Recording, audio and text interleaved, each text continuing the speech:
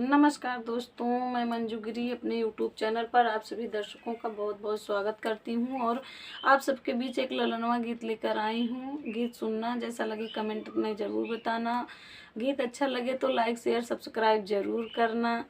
उससे उम्मीद करती हूं कि गीत बहुत प्यारा है। अगर गीत अच्छा लगे तो ज़्यादा से ज़्यादा शेयर करना।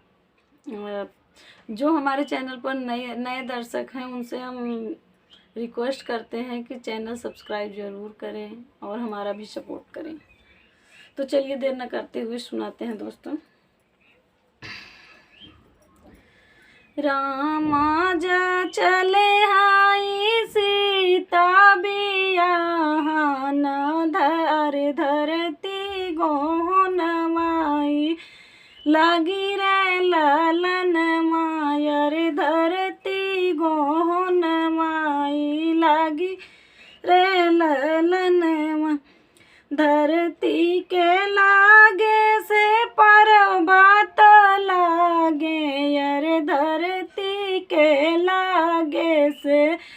पर्वत लागे यर लंका गरद उदिराई रे ललन मायर लंका गरद उदिराई रे ललन जाई बरातिया जनकपुर उतरी यर जाई बरातिया जनकपुर उतरैयर होई दुआरे के चर रे ललन अरे होई दुआरे के चर रे ललन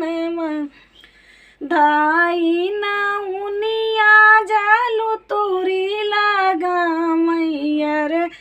धाई नौनिया जालू तुरी लगा मैयर अरे सीता तोरा बर छोट रे ललन मायर ए सीता तोरा बर छोट रे ललन मायर ए सीता तोरा बर छोट रे ललन माड़ऊ जारी कलश धाई फोड़ैयर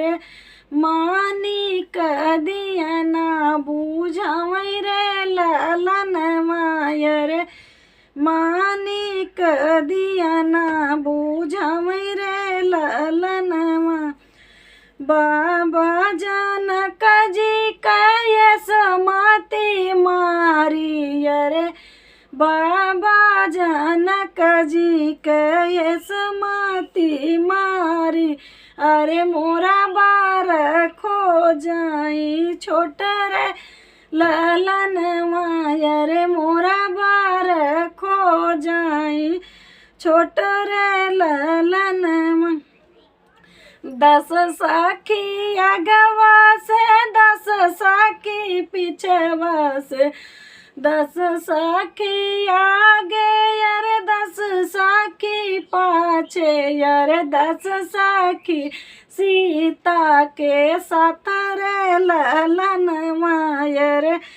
10 सखी सीता के साथ रे ललन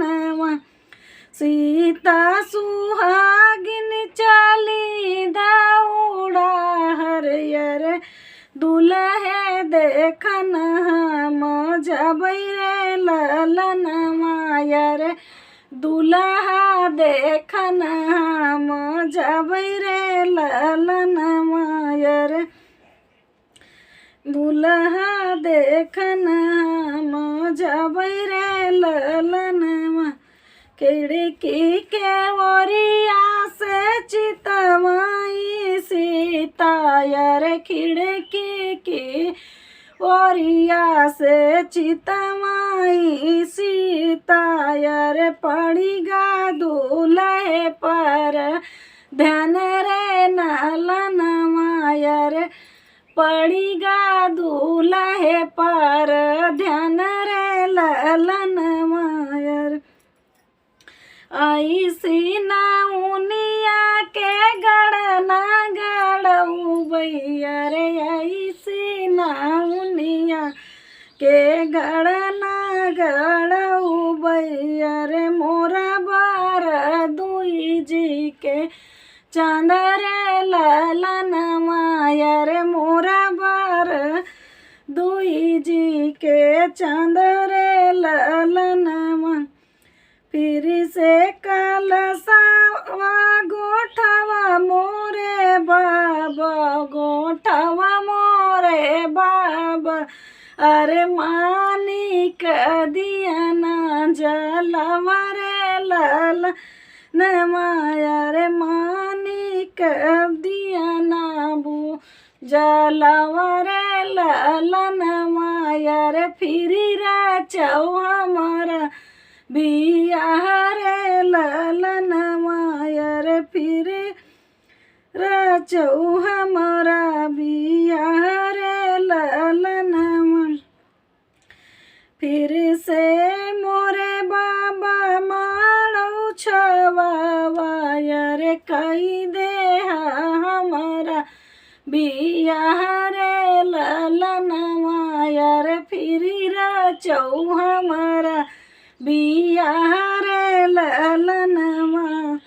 बड़े बड़े राजा बियान आए रे,